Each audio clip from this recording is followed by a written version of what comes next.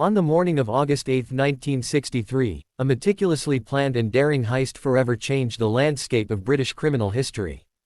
It was a day that began like any other for the Royal Mail train, a crucial part of the UK's postal system, which carried large sums of money between cities.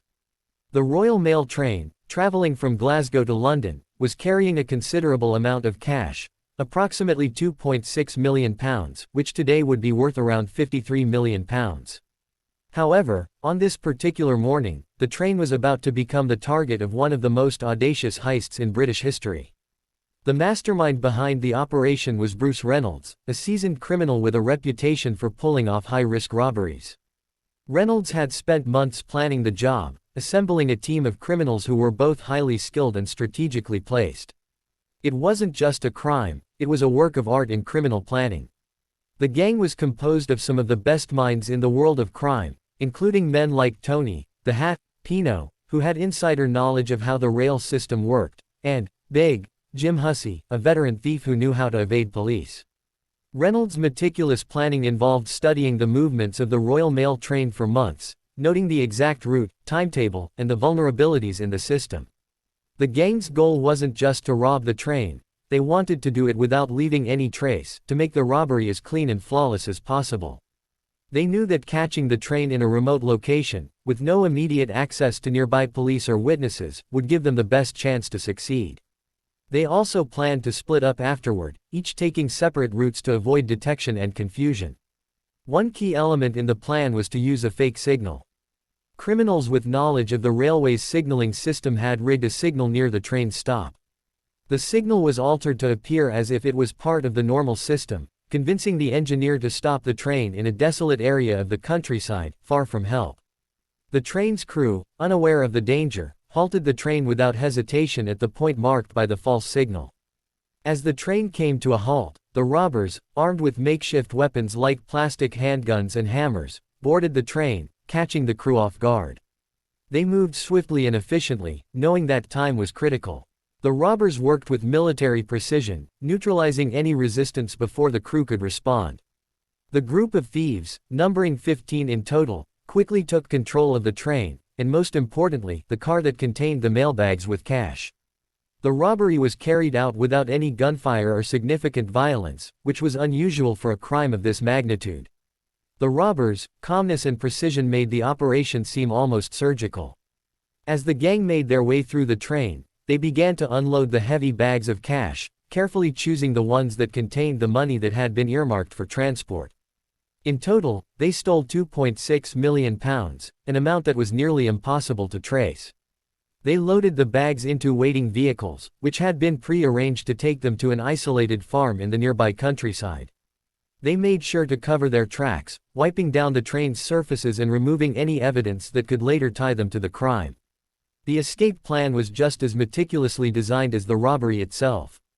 The gang split into smaller groups, driving in different directions to ensure that they wouldn't be caught together. They had rented a series of properties and safe houses in advance, ensuring they would have a place to hide out as the police investigation began. Despite the complexity of the escape, the criminals underestimated one thing: the determination of the police. The authorities quickly realized that something extraordinary had happened. A crime of this scale could not go unnoticed, and as word of the heist spread, it became one of the most talked about events in British history. The police launched an investigation led by Scotland Yard's Flying Squad, a special unit created for high-profile crimes. The thieves had planned their getaway to perfection, but they failed to account for the relentless efforts of law enforcement. In the following days, the police began tracking down every lead they could find. They scoured through all known members of criminal groups, hoping to find any trace of the robbers. Despite their best efforts, the criminals managed to stay one step ahead of the authorities for a while. The gang had successfully evaded detection and had even begun laundering the stolen money, further complicating the investigation. However, the gang's downfall began when they made the mistake of dividing the loot. By spreading the stolen money across numerous bank accounts and using false identities, the robbers exposed themselves to scrutiny. Some members of the gang began to betray each other, hoping to reduce their prison sentences, while others fell into reckless behavior, spending the money too freely and drawing unwanted attention. Bruce Reynolds, the mastermind of the heist, proved to be a master at evading capture. After the robbery, he fled the country, first to France and then to Mexico, where he lived under a false name. He hoped that the passage of time would allow the investigation to cool down, but law enforcement was persistent. Reynolds lived a relatively comfortable life in exile, but he was constantly on edge, knowing that the police were closing in.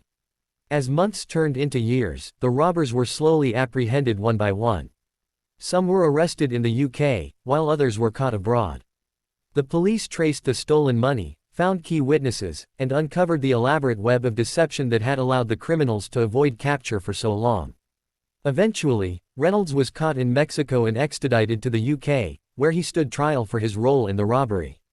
The trial was a sensation, with the public transfixed by the story of the gang's daring heist, their luxurious lives on the run, and the eventual downfall of the robbers. Many of the criminals were sentenced to long prison terms, but the public was left to wonder about the fate of the money.